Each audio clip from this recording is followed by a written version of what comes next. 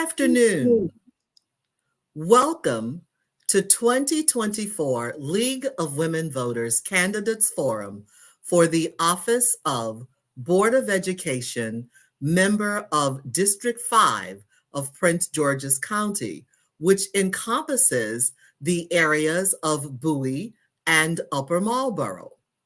The League of Women Voters is a nonpartisan political organization of women and men that encourages informed and active participation in government, works to increase understanding of public policy issues, and influences public policy through education and advocacy. The League of Women Voters of Prince George's County, Maryland, was founded in 1921. We were one of the first local leagues in the United States.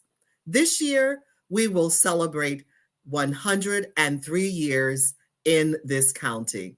I am Gloria Johnson. I serve as president of the League of Women Voters in Prince George's County. You too can be a member of the League of Women Voters. We have membership information on our website for anyone who might like to become a member or to inquire. I hereby introduce to you the candidates for District 5, member of the Board of Education, commonly known as the School Board of Prince George's County, in alphabetical order: Robin Brown, Kim Carter, Imade House, Zipporah Miller. Those who serve in elective offices offer the community a willingness to work, to give of their time, to take responsibility, and these are traits for which the League of Women Voters has the utmost respect. We thank the candidates for their willingness to serve. Each candidate received an emailed message in which they were asked to execute a written agreement acknowledging that they were willing to abide by the rules for this forum. Each candidate has, in fact, executed an agreement to be bound by the League of Women Voters rules. In preparation, each candidate was asked to prepare an opening remark not to exceed 2 minutes. They were also invited to prepare closing remarks not to exceed 1 minute. This candidates forum will be moderated by a trained neutral of the League of Women Voters, none other than Dr. Gail Clark Dixon, who will ask all candidates questions provided by members of the community and LWVPGC. I would like to also indicate that Dr. Gail Clark Dixon, affectionately known as Dr. Gail, is also the vice president of the League of Women Voters of Prince George's County. She will be assisted by co-moderator Angelo Price Estrada. He is a student at Bowie State University. There will be no open microphone for audience participation. And to ensure a fair and equitable opportunity for all candidates, the forum will be conducted pursuant to the following rules. As I indicated earlier, each candidate will be given a 2-minute uninterrupted opening opportunity. Questions during the forum will be presented to the candidates by the forum moderator and co-moderator only. Questions for candidates have been solicited from members of the community and or League of Women Voters members.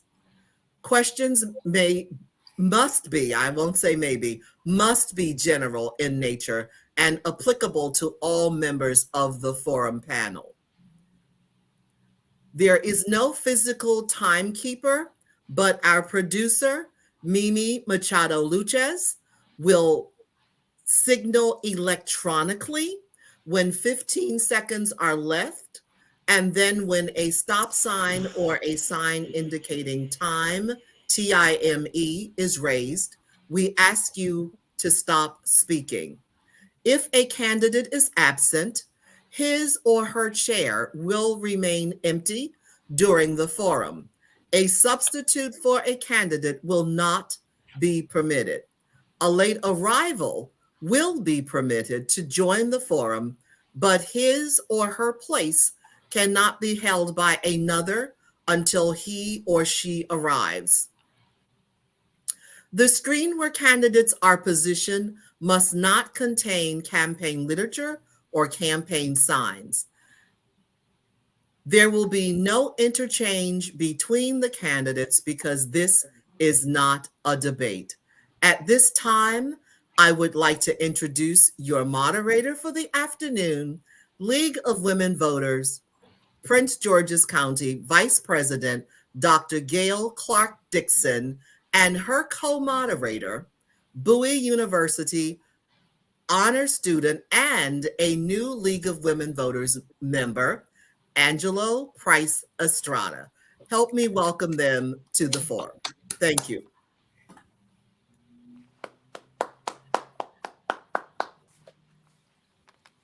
Good afternoon, everyone. It's a pleasure to be with you this afternoon, and we've been looking forward to meeting with you and having you exchange your various narratives in reference to you as a candidate for the Board of Education for Prince George's County Public Schools. So at this time, we would like to invite you to do your 2-minute opening statements. So I will call on Ms. Brown first so she can share her presentation. All right. Good afternoon. Thank you to the League of Women Voters of Prince George's County. I really appreciate you all taking the time in doing this. I know this was a lot of work and details that had to go in. So a little bit about me. Hello, my name is Robin Brown, and I am running for District 5 School Board. I am a PGCPS parent of 2 wonderful scholars, one at Bowie High School and the other at Charles Herbert Flowers, doing the Science and Tech program. And both of my scholars are honor students. I was a former first grade teacher, and I am a policy writer. I have a huge passion for my community and believe that more parents should be involved in their child's education. I am running to empower parents. I was inspired to run for office after my youngest son challenged me to run for something. After begging him to run for SGA, he looked at me and said, "Mom, why don't you run for something?" And I did. I want to make sure that not only an example for my children, but I'm also an example for everyone's children. Again, my name is Robin Brown. I'm running for District 5. I'm super excited about getting to know my community, serving my community at every opportunity. And thank you so much. Thank you, Ms. Brown. Next, we'd like to hear from Ms. Carter.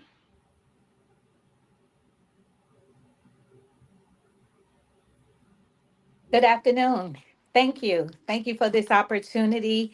Thank you for putting this together, to all of the League of Women Voters and your entire organization. I do appreciate this opportunity to speak to the community, to let them know who I am.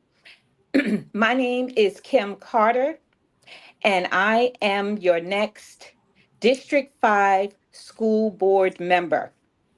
I am running for District 5 School Board member because children have always been a passion to me, and their well being has always been a passion to me, to the point that in 2003, I, after dealing with suffering a tragedy of my own, I decided to make an environment to open up a early childhood education program and open up an environment for parents to be able to bring their children to a safe place where their children would be educated and nurtured. And all of those children that came through my program excelled when they got into the school system and have done well ever since. Thus saith the Lord, Train up the child in the way they should go. And when they are old, they shall not go away from it. They shall not turn away from it. And it is not just the parent's job to raise the child.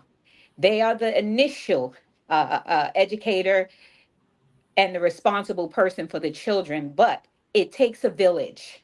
And we all are part of that village in making sure to help raise up these children the right way. And the school system is supposed to be a safe haven for children to be able to go to. And that's why I am running for school board member for District 5 in Prince George's County. Thank you. Thank you, Ms. Carter. Next, we'd like to hear from Ms. Miller. Good afternoon, and thank you for the opportunity. Who is Dr. Zipporah Miller? I am a wife. I am a mother of two young men who went through Prince George's County Public Schools. I am originally from Kenya and lived in different countries where I have experienced various educational styles and backgrounds. And I believe that that approach has allowed me to look at education from so many different and diverse perspectives, which I believe is an asset as I serve as your District 5 school board member. I serve as an educator for over 30 years, which stems from the classroom, the local, state, and national level. I've served as a teacher, a science supervisor in Prince George's County Public Schools, and raised the science scores while in that role, and author of a science textbook that is being used across the country, and a director for professional learning, a community leader, and your District 5 board member, just to name a few. I'm a board member. I am, I believe, the only board member and candidate across all districts who holds a doctoral degree in school system leadership, coupled with a degree in business administration. My experience is unique because when it comes to serving as a school board member, I don't believe that we have anyone who specifically sought to train with the educational and the practical experience to prepare for this role. I have the educational experience and the business acumen. My core values: family, integrity, and commitment to excellence. I believe that family serves as a fundamental foundation of a community. And despite differences, families stick together. Integrity for me, paramount. I'm a woman of my word. I'm transparent and can be trusted to maintain confidentiality. My commitment to excellence drives me to give the best in everything that I do. As serving as your school board member, this to me is a calling, an opportunity to continue to contribute to building a better community through active listening, through collaboration, through advocacy and decisive action. I aim to continue to empower Thank you. children, Thank families, you, and community Ms. members. Miller. Thank you Thank so you. much. Next, this is the segment of the 2-minute opening, and we appreciate all your wonderful things you had to say and share with us. And now I'm going to turn it over to my co-moderator, Angelo, with the Good, first af- question. good afternoon, everyone. I Good am again afternoon. Angelo Price Estrada, a Bowie State Honors Program student, and I am looking forward to asking you all questions that will hopefully garner listed responses because it's very important for the District 5 community to understand who you are as members, potentially for the Board of Education, and who you are overall in terms of policymaking. So, with the first question, we'll go to Ms. Carter. So, Ms. Carter, what is unique about your background and experience that qualifies you to be a board member for the Prince George's County District? Well, as a parent of three children, my oldest daughter did, well, all of my children did attend Prince George's County Public Schools. My oldest daughter is the only one who completed and graduated through in Prince George's County program uh, as an honor student as well. My two younger students are also honor students, but I wound up having to homeschool my children, the two younger ones, and getting that experience as a mother, the first educator for my children, as well as an early childhood educator and a homeschool parent. All of those different diverse areas give me an outstanding perspective into making policies for the Prince George's County public school system that will encompass all students. Okay, thank you. Ms. Thank you. Miller, do you need me to repeat the question? I'll repeat it so I make sure I understand it. What makes me unique as a board member? Correct. Okay. So I believe I started this in my opening remarks, and what makes me unique is I believe that when it comes to our children, experience matters. When we are selecting someone to serve on a board of medical professionals, we look for a doctor or someone in the field in the medical field. When we're looking for someone to serve in the legal industry, we look for someone like an attorney to oversee the workings of the legal field. Why do we do this in education? And I've watched it over time. In education, I am unique because I am the only school board member and candidate across all districts who has a doctoral degree in school system leadership specific to the role. I am well versed in curriculum writing. I'm well versed in selection of curriculum materials. I'm well versed in professional learning. And I've had over 30 years of experience in education in various capacities. So I believe that, coupled with my community leadership in education, makes me very unique and prepared to serve in this role. Thank you for asking that question. Thank you for your response. Ms. Brown, do you need me to repeat the question? No, I think I got it. Okay, so of course, on top of me being a proud PGCPS parent, I am more than qualified for this position. I've been in the PTA, PTSO since 2014. I am also a part of the Parent Advisory Community Council, PCAC for short. I've been writing policy since 2018, the first being for Flint, Michigan, water crisis in Flint, Michigan. And I've written policy for the Department of HHS, Health and Human Services. Right now, I currently write policy for FEMA, the Federal Emergency Management Agency, and I'm a part of the policy team that deals with finances. And allocation of finances. But I also want everyone to know, guess what? I've also been in the classroom as a first grade teacher. In the classroom, I learned about different metrics, so key performance indicators, and different methods used for curriculum. I am currently in school to get my doctorate of education in community care and counseling under the umbrella of traumatology. So I was inspired by my kids after COVID to start researching that. Thank you so much. Thank you. Thank you all for the first questions that you responded to. And I'm going to invite Angelo to start with the next question under his name that you have on your document. Okay, Ms. Miller. So second question I have is regards to the visibility of school board members within the community is crucial, right? What measures would you implement to guarantee parents and community voices to ensure that they're heard and valued in board policies? Excellent question, and that is paramount. Visibility is important. And as my first task when I came into the role as school board member a couple of years ago, the first thing I did is I did what I call a listening tour, because I believe that we need to be visible. And I know we had just come out of COVID, but we had the restrictions had been taken off.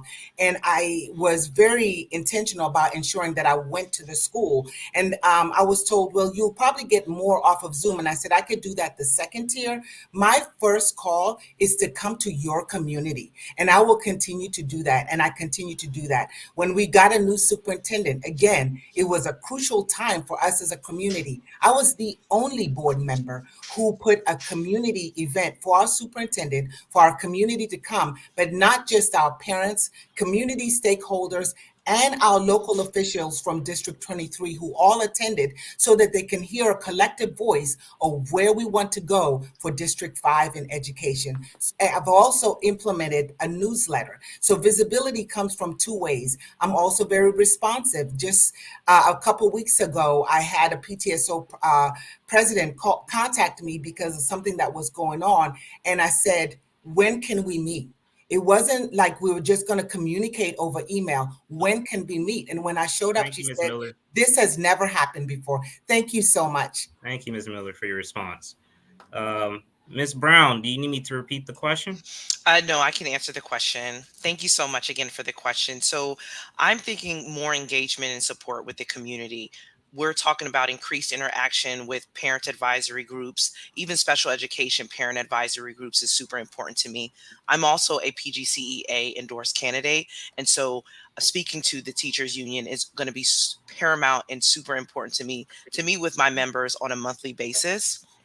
When I think about support, I think about responsiveness, right?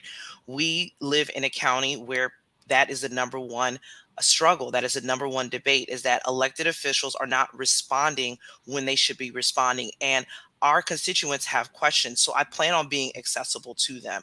I have already taken initiative to meet with PTOs, PTSOs, as well as HOAs around the district. And the number one thing they have said is that I'm very responsive. Student engagement is super important to me as well. So I would like to meet with student government associations on a consistent basis. And I want to see more District 5 students speak up and be supported and give their thoughts to a better outcome in their classroom. Thank you. All right, thank you, Ms. Brown. Ms. Carter, do you need me to repeat the question? No, thank you. Thank you for the question. Um, for me, I would make sure to involve the community in what's happening with the school. I would make sure that there are public announcements to notify the community when board meetings are happening so that the community can be present if they choose. I will also engage the parents as well as the students with community meetings to speak to the parents, to speak to the students, as well as the teachers to find out what their concerns are in regards to the school system. I would also be accessible and going out and meeting and greeting with the students, the teachers in the schools, as well as having activities for the students outside of the school system so that the school students are engaged in activities after school as well. All right, thank you. Thank you, Ms. Carter. You're welcome. Thank you. The next question for our candidates. Let's start with Ms. Brown. What is your position on banning certain books from the school curriculum and the school library? You know, this is a great question. I had the privilege of actually sitting in my child's classroom, in a high school classroom, and being met with a book that had racial epithets, drug usage, and I was actually shocked. A lot of foul language. And when I spoke to the teacher and asked, why are they reading this book? This doesn't seem to be very scholarly.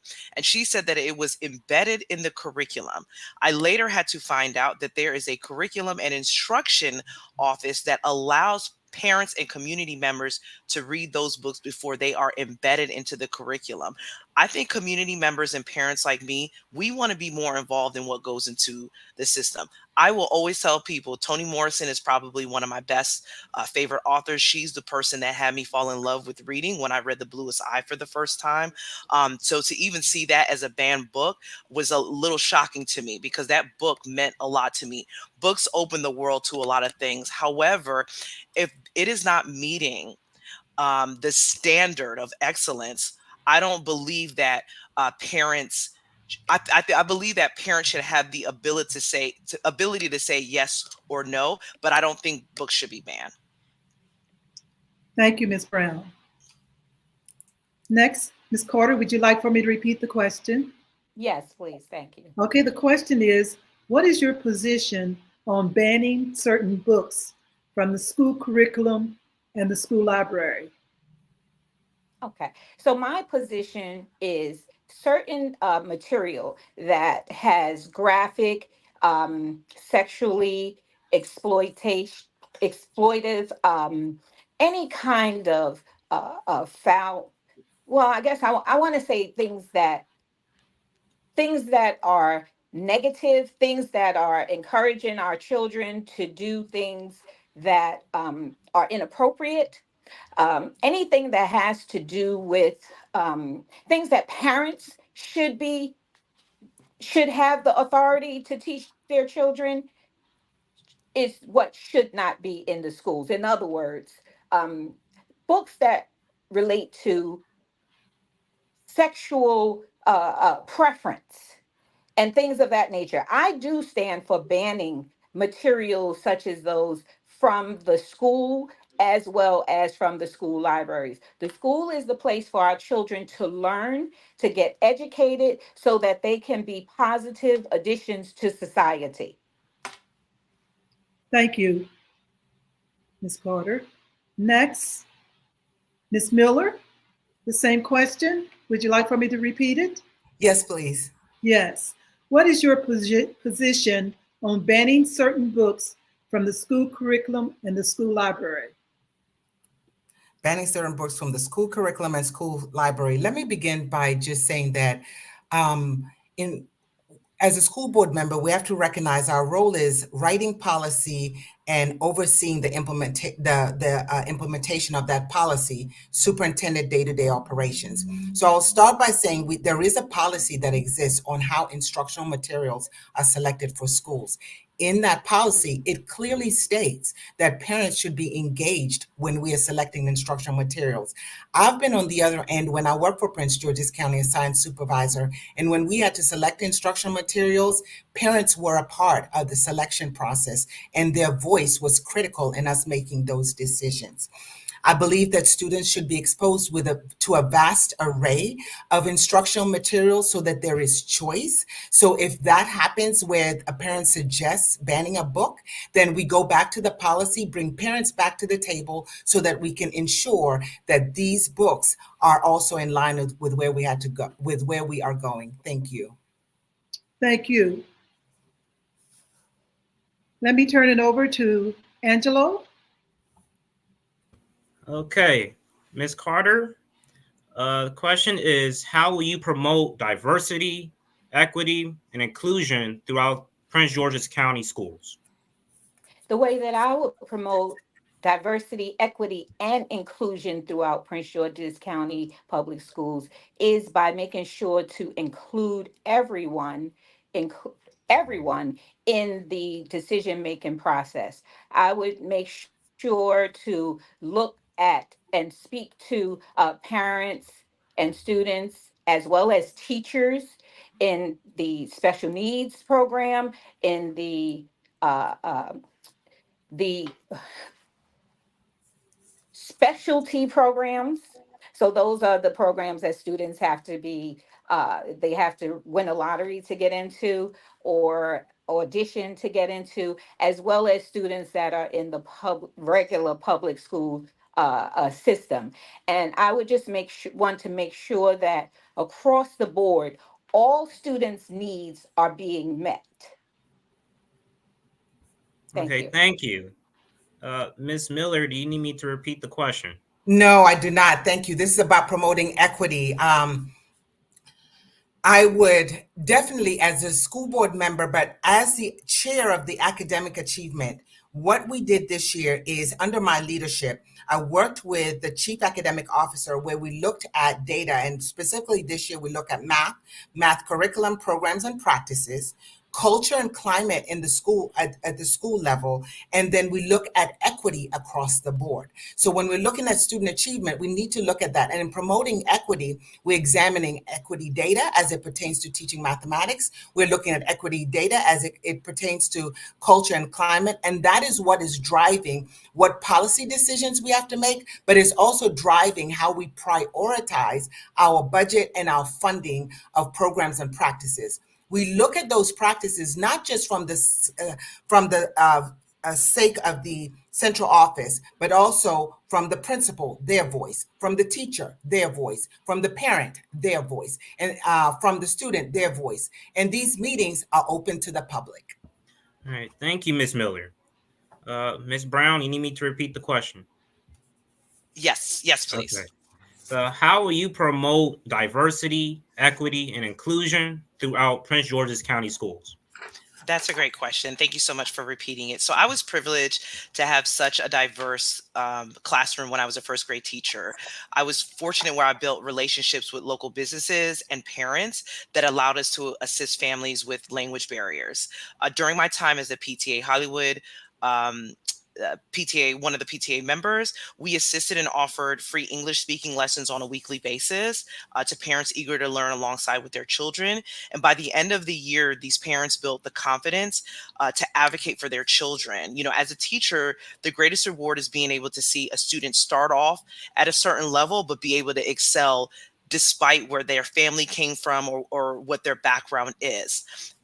When I worked for the United States Census Bureau, I had the honor in educating the Board of Education as well as state and local officials on how to get just underserved communities to sign up for the census, because a lot of individuals were kind of nervous, you know, that may not have been citizens. And so I encouraged their constituents to make sure they did the census. Thank you. Right. Thank you, Ms. Brown. And I'll turn it back to Dr. Gail Clark.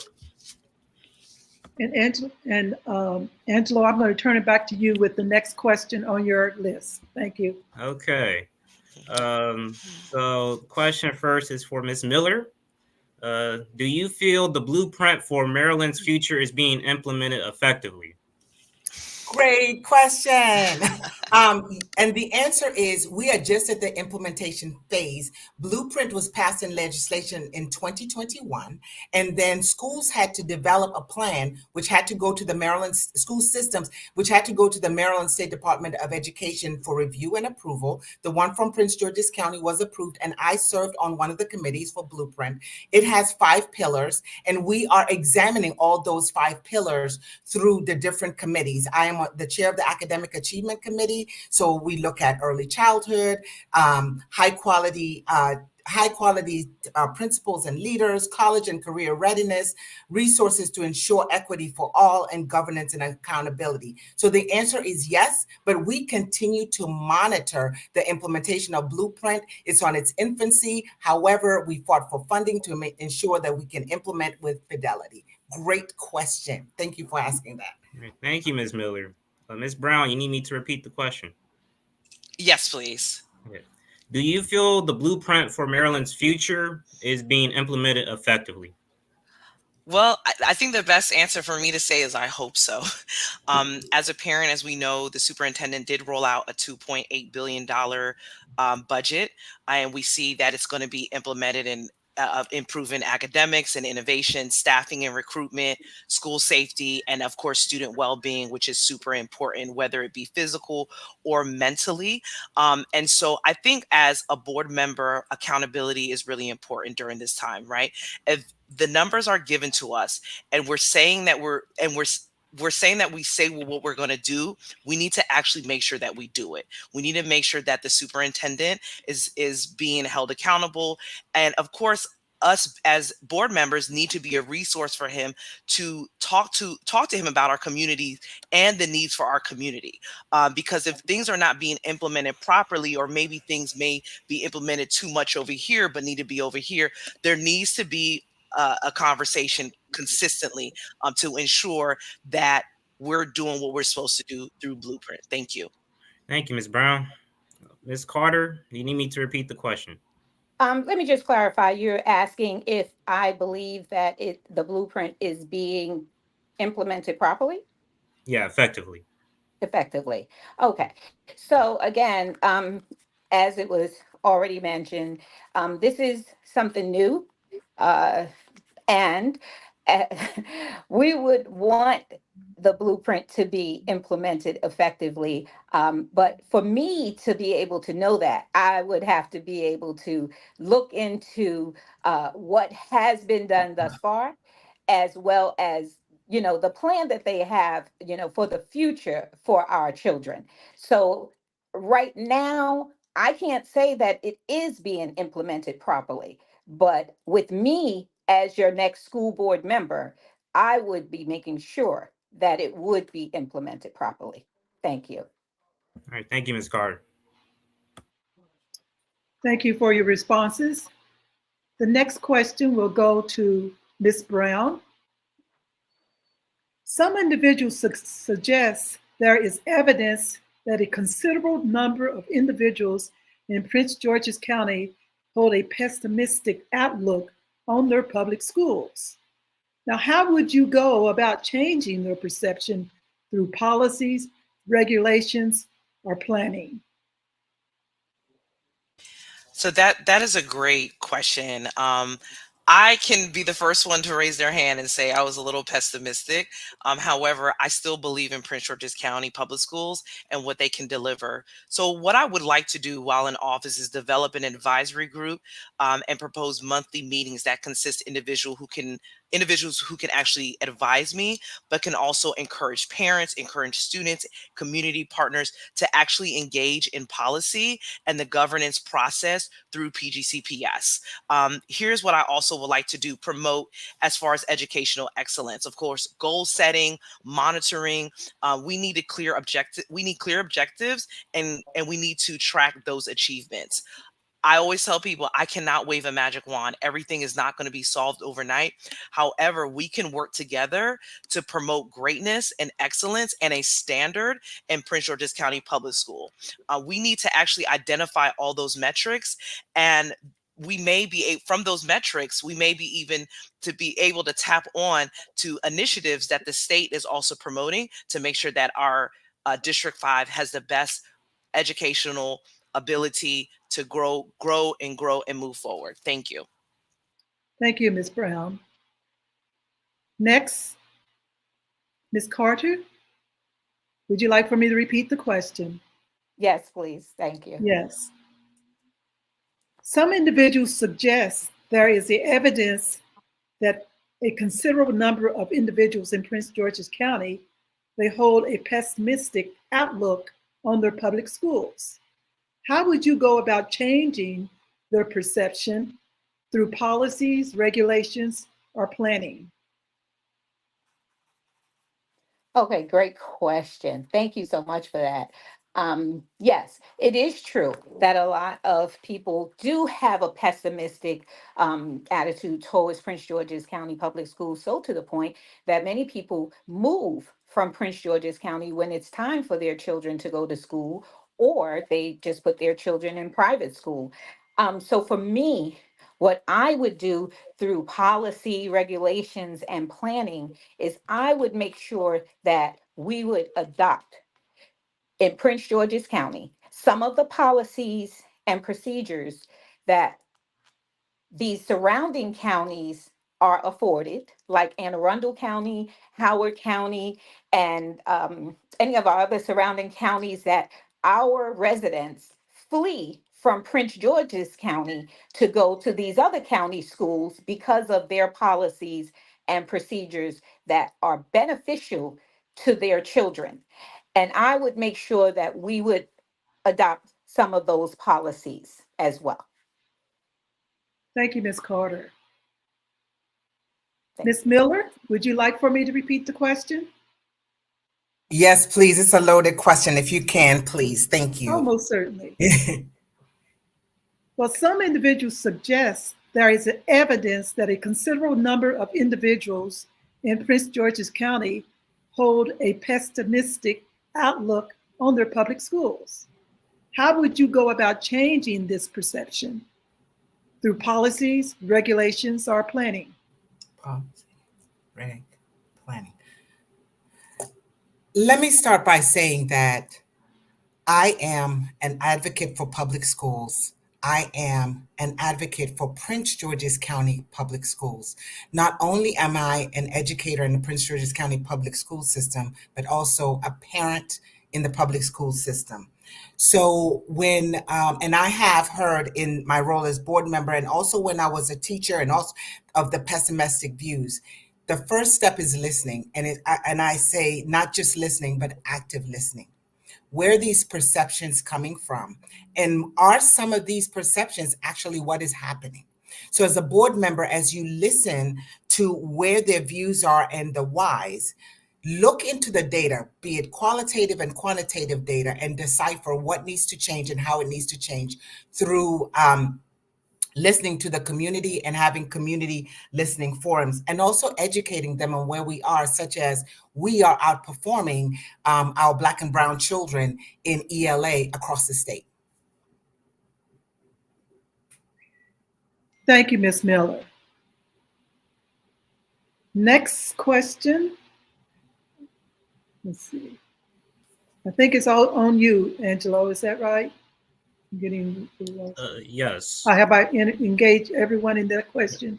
I believe I have. Ms. Carter, the question I have is, what actions would you propose to improve school climate and support students' mental health and well-being? Oh, absolutely. So the students' mental health, as well as the teachers, some of the teachers, as well as some of the administrators' mental health is very important to the success of our children. So what I would do is I would make sure that we include mental health care in the curriculum, just as we have a health class.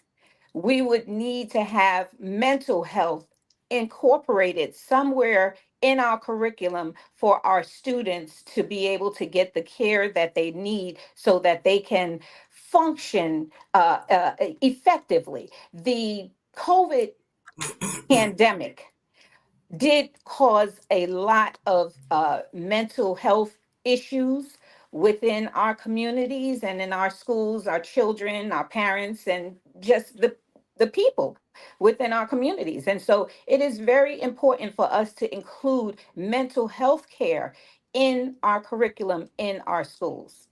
Thank you. Thank you, Ms. Carter. Ms. Miller, do you need me to repeat the question? Yes, please. What actions would you propose to improve school climate and support students' mental health and well-being? Awesome. This is one of the areas that is also a priority for me because it talks about psychological safety. So coming from the pandemic, we knew we need to address social and emotional well-being of all students and also for staff. So one of the things that I've done is in this past budget session, I advocated successfully for increasing the funding to anti-bullying initiatives based on data that I saw in schools, not just to address the increase of restorative practices, but also to increase how we can work with the student who's exhibiting bullying behaviors, because that contributes into culture and climate.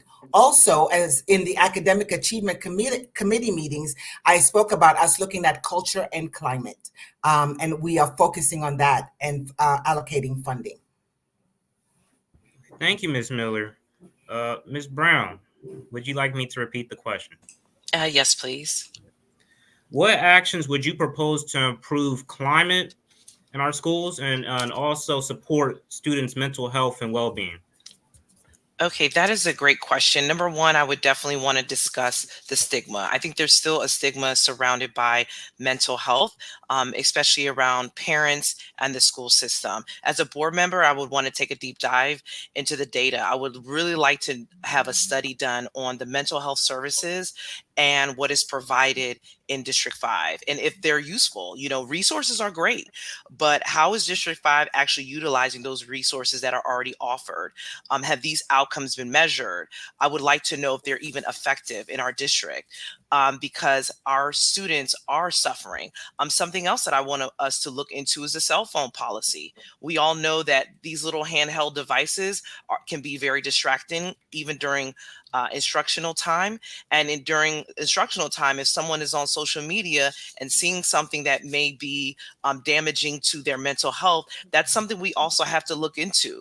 A lot of teachers have said that, hey, we don't have any control when they come in with these phones, and they're being affected when they come and then when they leave because of something that was on social media. So we really have to take a deep dive in the stigma, parent participation, and a look into to the social media and the cell phone policies. Thank you. All right. Thank you, Ms. Brown.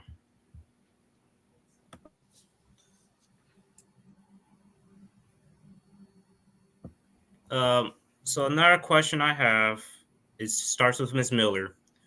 Should parents be able to influence or have input into schools' curriculum or selection of library books for students?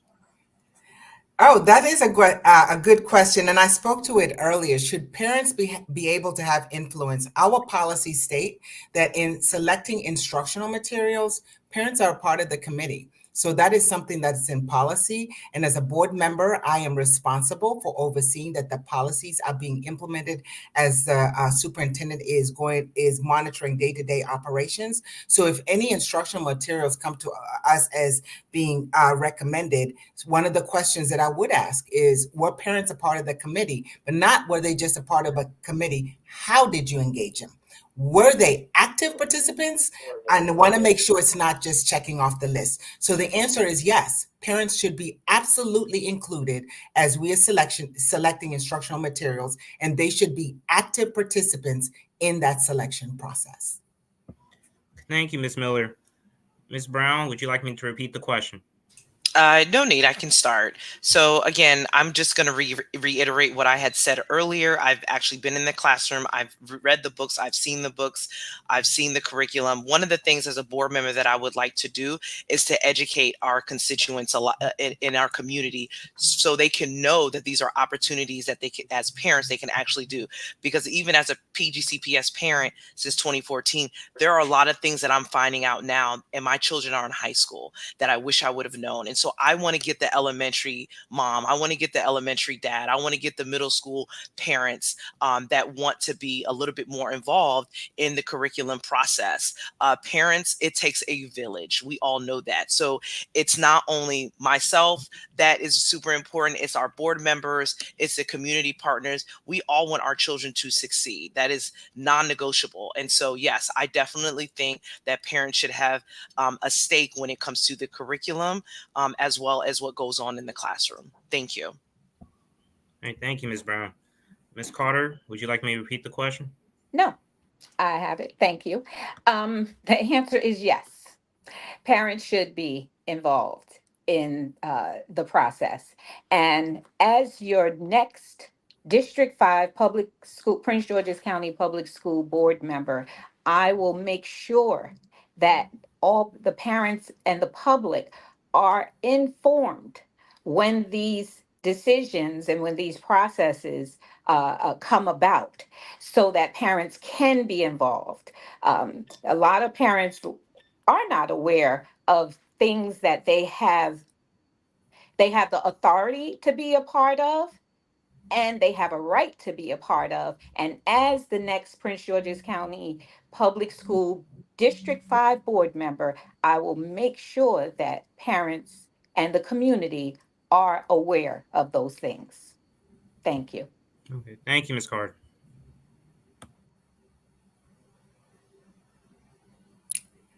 We can't hear you, Dr. Gale.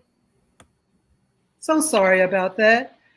Thank you for your responses. And we have one last question before I invite you for your closing remarks. And we'll start with Ms. Brown.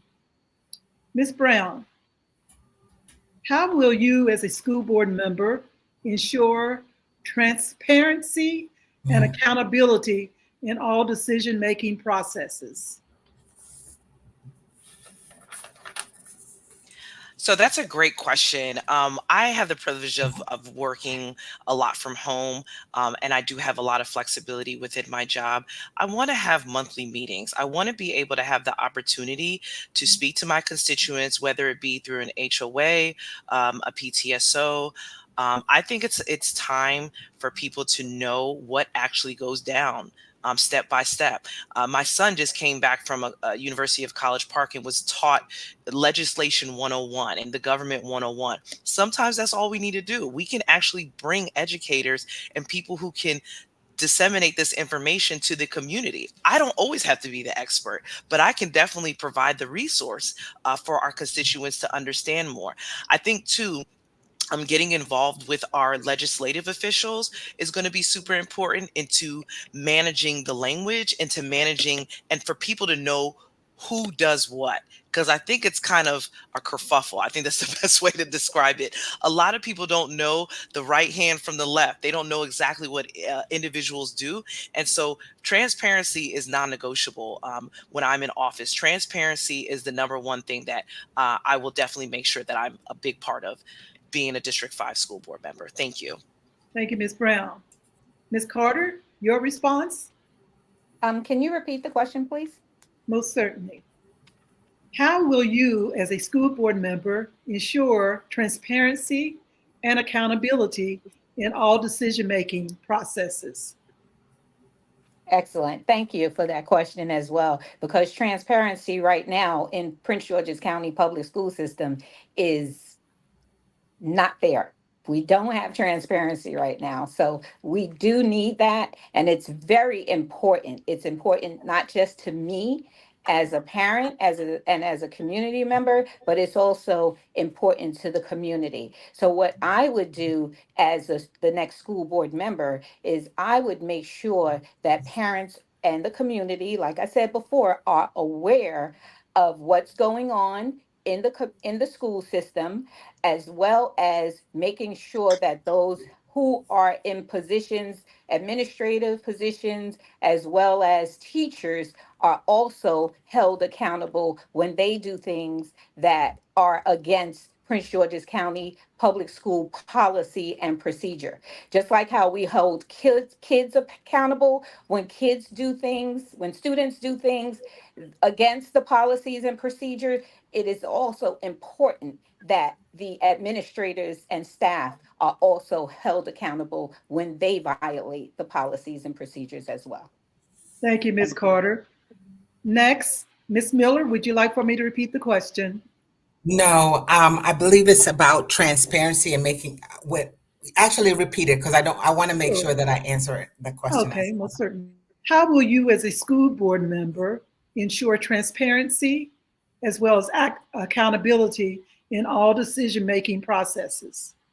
As a school board member, one of the cornerstones for in this role is transparency. So I'm a parent and also a school board member. And many times I hear from parents, whether it's in my neighborhood and in the community, I didn't know that. I didn't know that. That's a problem. That's a problem. And that is my aim to fix it. There was a challenge in our community with Pointer Ridge where they didn't know. They said they didn't know, even though the information was out there, they didn't know that the information was about the hearings were. So I made it my commitment to send monthly newsletters, which they weren't receiving prior to me coming on as school board member.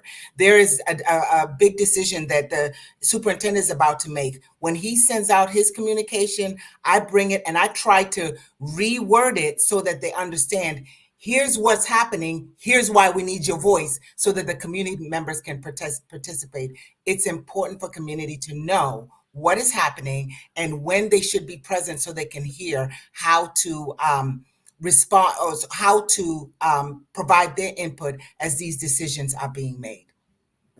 Thank you so much. So next, we will invite you to give your closing remarks. You will have 1 minute. And we're going to start with Ms. Carter. Yes, thank you. Okay, again, as I said, children are our responsibility, not just the parent, it's the village. And the Lord is holding us accountable. The Lord holds teachers, preachers, administrators, pastors at a higher standard than regular people, because we are supposed to be the ones that are teaching, that are educating, and that are guiding people in the right direction. So as the next Prince George's County Public School Board member of District 5, I will make sure that we are taking care of our children, that we are taking care of our teachers, and that everyone has an opportunity to get the best education that they can possibly get. So at the end of the day, I have been active in developing and and raising children to go to their highest level, as well as artists. I have helped to develop and create multi-platinum and Hall of Fame artists. And I will do the same thing with the children in Prince George's County Public School system. Thank Thank you, you. Ms. Carter. Vote Kim Next, Carter. Your children will graduate smarter. thank you. Next, we have Ms. Brown. Sure. So thank you again to the Women of League, the League of Women Voters, excuse me. Just a reminder, I'm running for the parents who want change, the parent who doesn't know how to be involved, but knows they want better for their children and their scholars. I'm running for the student who desires to have a safe space and to play and feel that their voice is being heard. As a first generation American, I am running for the family that moved to this country for the rich diversity and wanted to take advantage of the wonderful public school system that we have. You can find me at www.robinbrown4pgcps.com. I'm on Facebook at Robin Brown for PGCPS, or on Instagram at Robin Brown 4pgcps. On May 14th, early voting is May 2nd through the 9th. When you vote for Robin Brown, remember you're voting for a leader in education and someone who who desires to empower and amplify your voice. Thank you. Thank you, Ms. Brown. And Ms. Miller, your closing remarks. Hi. I'm grateful for this opportunity again, League of Women Voters. As your school board member, a fellow parent, community leader, I am committed to continue serving you. I've engaged in active listening, and I will continue to do so to advocate for the educational needs of our children. I'm results driven, and in a very, very short time, I've delivered in several areas for our students and still have a ways to go. Things like keeping Pointer Ridge open as a result of your voice, increasing funding to expand anti-bullying initiatives as a result of looking at data, advocating for safety equipment in schools, just to name a few. District 5, I ask for your vote so I can continue the great work we started. When it comes to our children, not just experience, but a passion to make change matters. I have the passion and I have a commitment to our children, a commitment to our community, our commitment to our families, and our commitment to the Prince George's County Public Schools to continue serving in this role. So I humbly ask that you vote Dr. Zipporah Miller on May 14th. Thank you so much again. And I again ask for your vote, Dr. Zipporah Miller. We thank you and all of you and wish you well as you run for office for the Board of Education. We also want to say thank you to all those who was with us today, our audience out in the virtual environment. We'd like to say thank you for our student from Bowie State University, Angelo. And I'm going to turn it, and I, again, want to thank our president, Gloria Johnson, for being so instrumental in establishing this opportunity to hear from our candidates. So I'm going to turn it back over to our Madam President. It's all yours, Madam President. Thank you. This concludes this afternoon's candidates forum for District 5 members of the Board of Education. Again, I want to wholeheartedly thank League of Women Voters, Prince George's County Vice President, Dr. Gail Clark-Dixon, for her work and for her dedication and for helping to put this forum on this afternoon. I also want to thank her co-moderator, Angelo Price Estrada, a new student member for League of Women Voters of Prince George's County and an honor student at Bowie State University. I am going to ask you as participating members of the audience, please go out and commit democracy at Election Day, May 14. The primary election will be held on May 14, 7 a.m. to 8 p.m.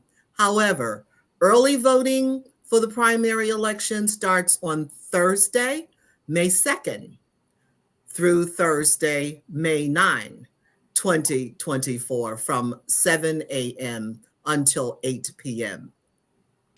And of course, don't forget the general election will be held November 5, 2024, from 7 a.m. to 8 p.m. Early voting for the general election is Thursday, October 24, 2024, through Thursday, October 31, from 7 until 8 p.m.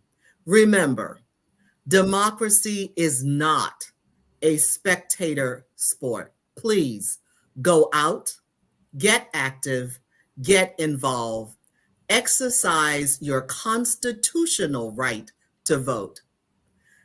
Tune in to our YouTube channel where you can view this candidates forum as well as others that we have taped today, District 8, District 7, and we will soon be doing District 1 at 5 p.m.